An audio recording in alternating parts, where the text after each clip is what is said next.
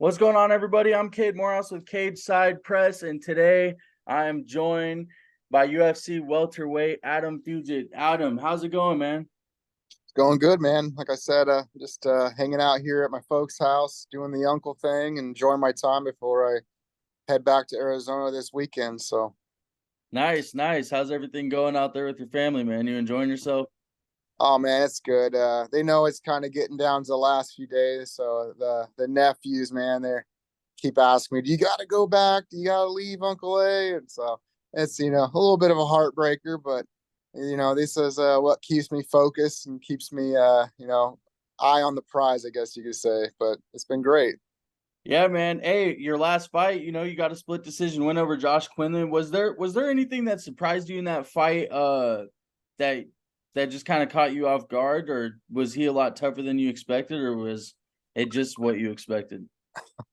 I knew he was going to be a durable guy. I knew he was going to be really explosive. We prepared as best we can for pretty much everything that we could, and getting on the stage. I'm not one for those face offs. I haven't really read anything into him too much, but I definitely got that sense in the face off that it was going to be an all out war. Neither one of us was going to give in. We were going to stick true to what we were supposed to be doing in there, and I knew it was going to be a tough fight. It was going to be hell for 3 rounds. So I guess in that moment, I kind of had prepared myself just to go in there for that war, and boy, was it one. My legs are still recovering. Yeah, it was. It was a close fight. It was a dangerous fight, in my opinion. I mean, I want to ask you too, another fight that you had, I've always thought you've been a really exciting fighter. Like a lot of your fights are very like, I feel like action packed, especially the one against Malat. When you look back at that fight and kind of look at like how I believe it was Neil Magny that he fought that just beat him, when you look back Yep, at that fight, was there any mistakes that you feel like were little mistakes that you feel like if you adjusted, you could go look back and say, "Man, I could beat that guy"? 100%. I first off, I didn't have the best fight camp, so that was kind of in there, but no excuses. My head just wasn't right when I was in there. I just remember thinking I had to go rather than kind of taking a step back and really focusing on the game plan that we had, which was try to get him into the later rounds and really take advantage of his lack of cardio, I guess you could say, or just his not, he didn't have a lot of fights going very, long distances. So just to try to put him into some deeper waters, that was the game plan. And, but I got a little too overzealous in there, a little too, you know, I, headstrong. Again, ego is the word, another word. And I just kind of gave into this. Well, it's a fight. We're gonna make it a fight. I'm gonna get in his face and we're gonna scrap. And that's when I think that's what he was talking about in his a lot of his interviews was Adam tends to make mistakes, and where I tend to do that is when I decide to get scrappy and throw all the game plan out the window and just go in there and fight.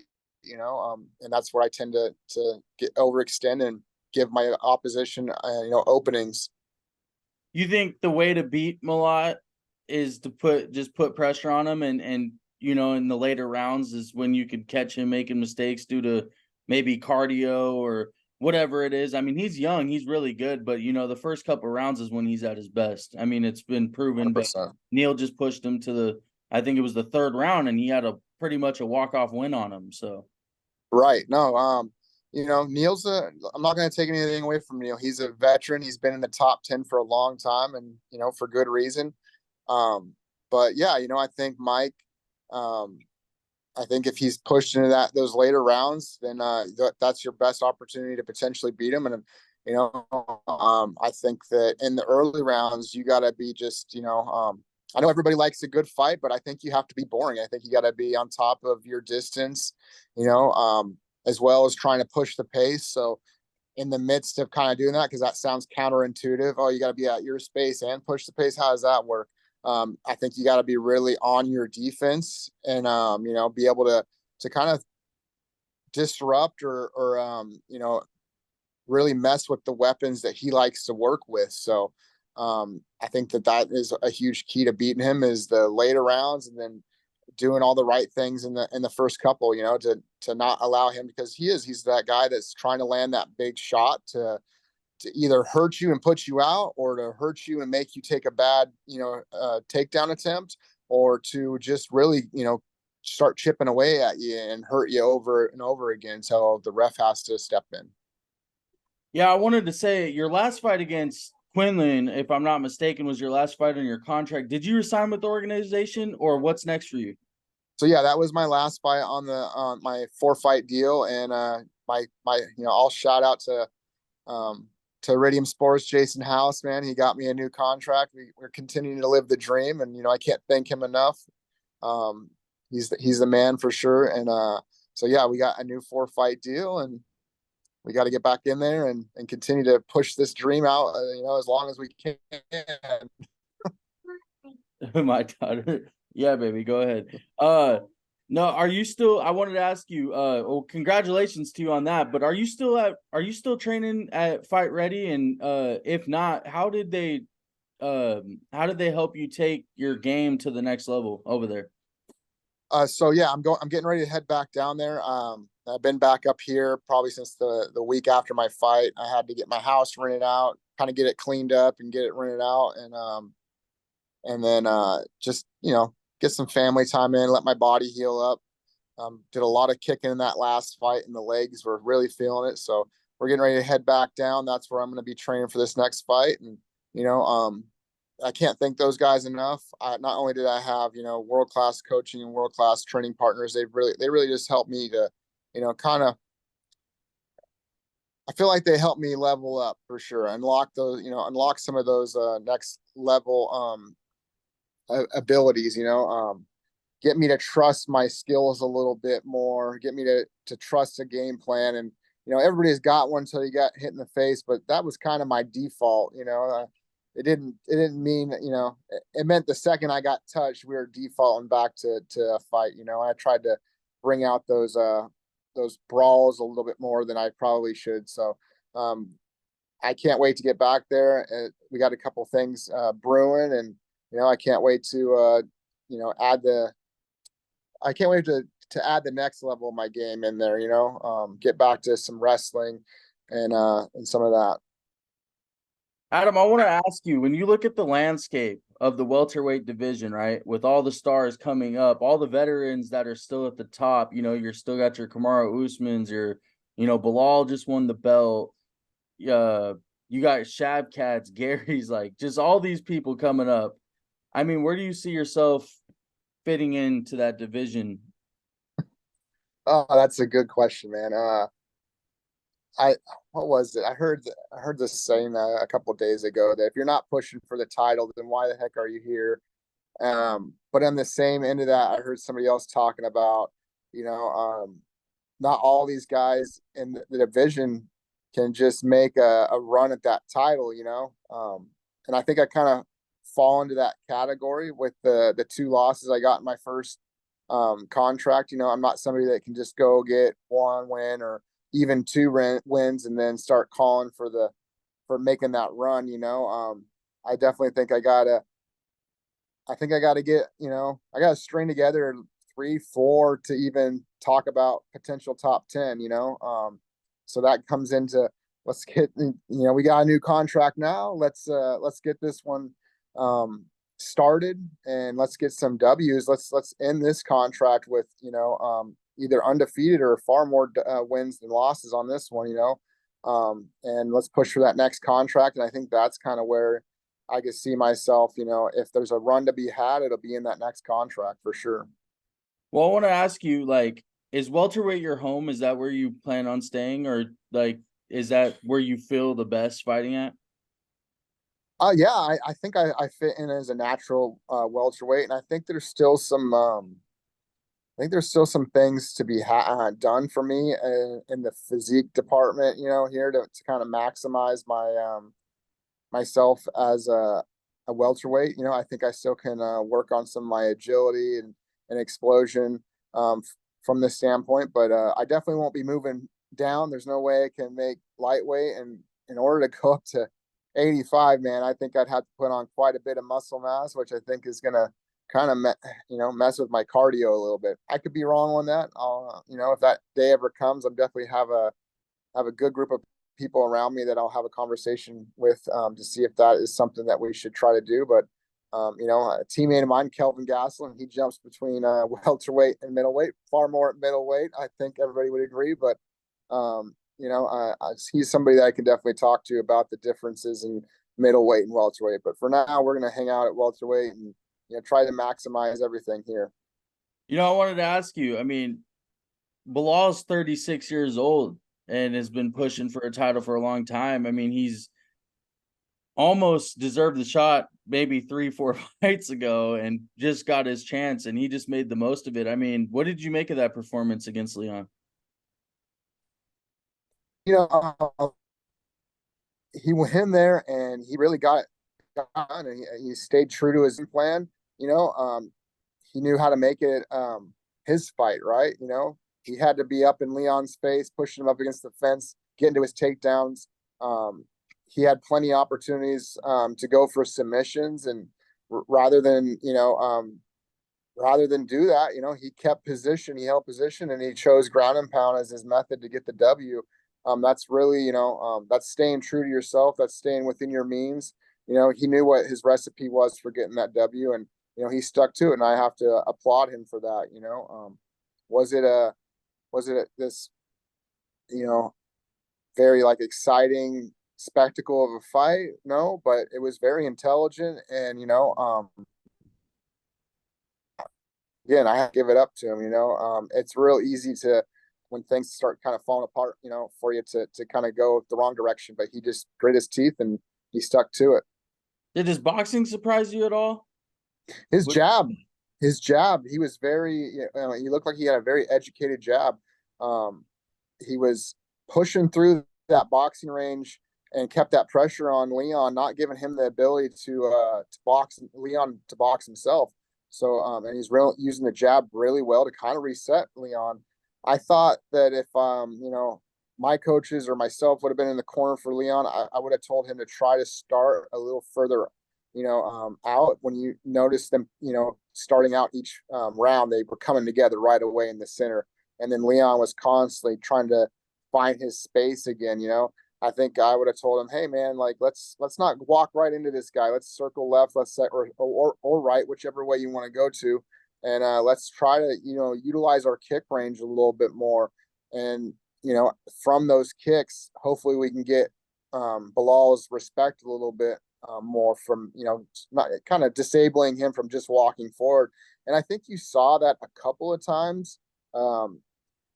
Some of the body shots that Leon hit him with really kind of stung him a little bit. There was a knee in the first round that got Bilal's attention, which made him push even further past. He was gonna be all the way in on a shot, or he was gonna be right there in that jab range that Bilal likes. So he didn't want to play the clinch game with Leon anymore. So he had that knee, and then I think there was a couple of nice left kicks. I would like to see like a teep up the middle. Use that teep as your jab. That kick range jab is that teep basically. I think you could have kept him out there with that, but just didn't really see any in-fight adjustments from Leon. It was more like just kind of trying to encourage him to do what he happened when he won the belt, which was go in there and make something spectacular happen like he did against Kamar. I got one more question for you and then a couple fun ones, and then we'll get you out of here. But I don't know how much you pay attention to this, but Muhammad Mokaev is not going to be re-signed by the UFC. Dana seemed very irritated with him. I don't know if it had something to do with fight week. I'm guessing there's more behind it because I feel like in the recent years we've seen a lot of this hotel fighting stuff on fight week. So I don't know why if that would have anything to do with it or his performance. But at the end of the day, he's like 23 years old. He's 7-0 with 4 finishes. He's beaten 4 top 10 opponents. I've never seen anything like this. I mean, do you think it's really because he's a boring fighter, or do you think it's like he's a head case or something else is going on? Everything I've been kind of tuning into, and then some of the folks that I've talked to, if I've learned anything about Dan, is he takes care of his people. He takes care of his, that's quote unquote the family that he's built is the UFC and everybody that's involved in that. And that goes, that includes the people at the PI, very much, people of his family. And I've heard quite a bit about just how difficult it is to work with this individual, how difficult he makes it for folks. And, obviously he came out and said, Daniel came out and said something about it, him being a headache for the matchmakers, and so I just kind of heard all these little things. And so do I think it was the hotel fight? It probably has a little bit to do with it. I think if you're that big of a headache to the organization, with the people within the organization, and then you get into a scuffle at one of the hotels, I think that it kind of just makes it easy to to unfortunately get yourself cut. Along with obviously it being the last fight on his contract. They don't really need a reason. He's given them every reason. So I don't know. Again, that's how I was brought up, is to never give my employer a reason to fire me, and it sounds like he did that quite often. I don't think it's his fight style. I think, again, he's gotten finishes. That finishes, okay, so he shoots for takedowns, he takes people down. Habib Nurmagomedov is, and Islam Makhachev, they're both, top All game, just did it. heavy fighters. Yeah, Bilal just did it. So I don't think that that's the case at all. I think that I think they have to find a reason to kind of justify, their argument on the situation. Oh, they cut us because we're a boring fighter. They don't like boring fighters. They want us to be more of a stand-up. No, I think that I think you kind of gave them every reason to cut you, and it was the end of your contract. So it was that simple. Yeah, man. I agree with you. I think it can't be the fighting style. I mean, it's there on paper that he's talented and he's beaten everybody that they put in front of him. So just wanted your thoughts on that, because I thought that whole thing, the way it unfolded, was pretty crazy. But we'll get a few more questions in and then we'll let you out of here, man. Favorite hobby outside of fighting? Oh man, I keep telling people, man, it's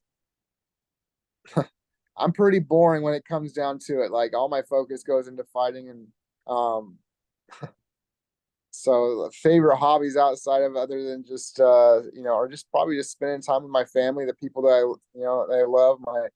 My nephews are getting into sports, to see their competitive side. We were just out in the backyard hitting my parents got an all right sized backyard that we play wiffle ball, baseball in the backyard in. So we were just out there playing that. So um, I used to have a lot of hobbies, and now I have not so many, and the ones I do mainly revolve around family.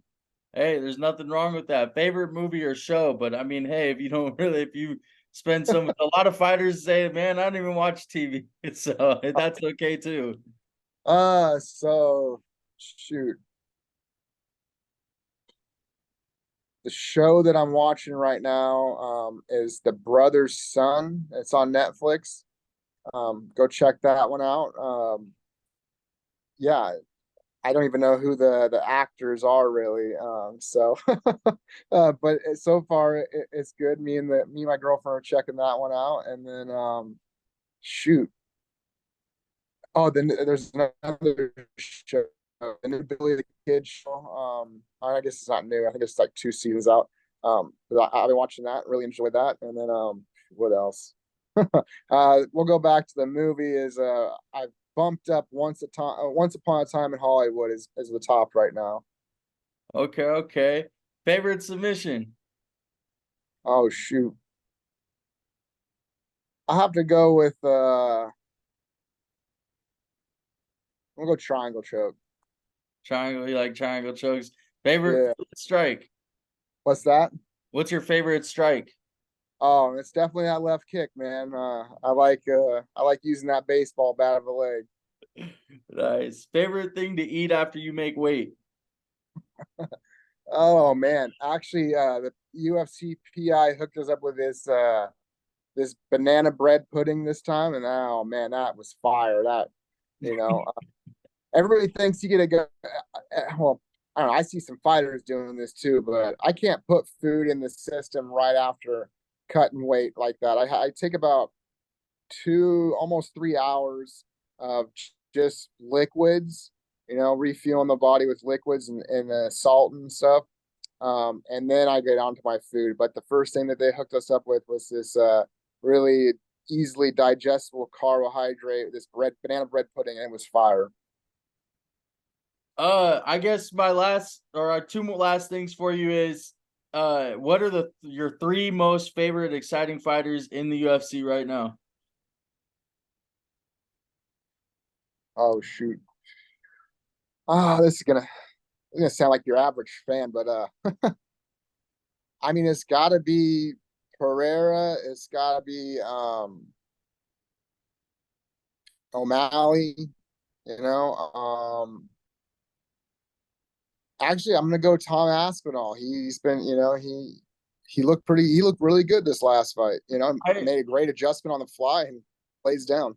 I don't think that's your average fan. Those are a little bit. I mean, Pereira is pretty common when I ask the question, but really, you get your like, oh, Max Holloway's, Justin Gaethje's, or Dustin Poirier's. Like the, I don't think I've even had anyone say Aspinall. And that's actually a good answer because every time he fights, I don't even know if the fight usually makes it past the second round.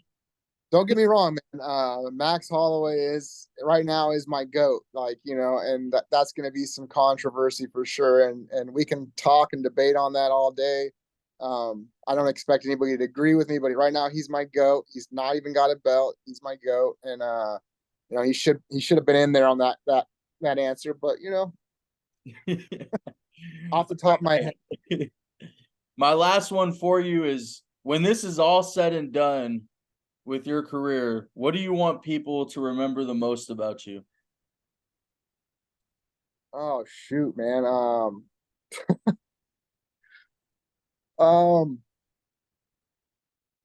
I want to be known for putting on exciting fights. I want to be known for people seeing me on the screen like, oh shoot, it's an Adam Fugitt fight. Okay, cool, cool. And knowing I'm probably coming in the underdog because I got one of those punchable faces that Vegas tends to think's always going to lose. So they know I'm going to be the underdog, and they know I'm going to go out there. I'm going to put it all on the line, and I'm going to put on an exciting fight. Any shout outs or anything before I let you out of here? Well, shout out to Iridium Sports. I still haven't made a post about it, man. I'm terrible with this stuff. Everybody found out about my new contract through the last podcast that I did, and so I don't know, man. I'm just kind of an introvert, I guess, at this point in my life. I'm a little bit of a homebody. So shout out to Iridium Sports and Jason House. Get me my next contract.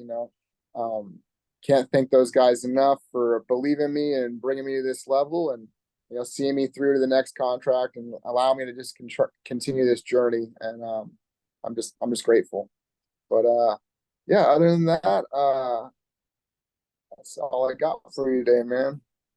Hey Adam, thank you so much for your time, man. It was an honor to talk to you. I'm looking forward to your next fight, man, and enjoy your time with the family, man.